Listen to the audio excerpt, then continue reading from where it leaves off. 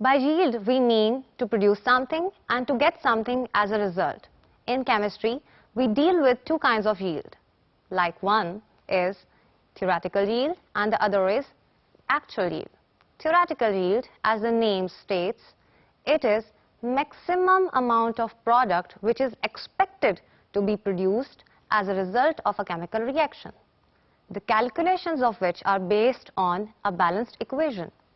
Whereas the actual yield is the measured volume, measured amount of the product which is formed as a result of a chemical reaction. Most of the times, actual yield is lesser than the theoretical yield.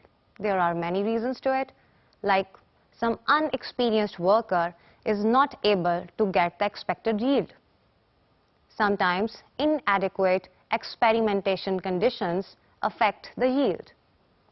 Separation conditions like filtration, separation by distillation, separation by use of separating funnel, drying and crystallization process also affect the yield.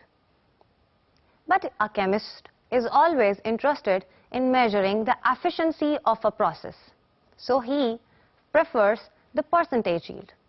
Percentage yield can be calculated by a simple formula, which is percentage yield is equals to actual yield divided by theoretical yield into 100.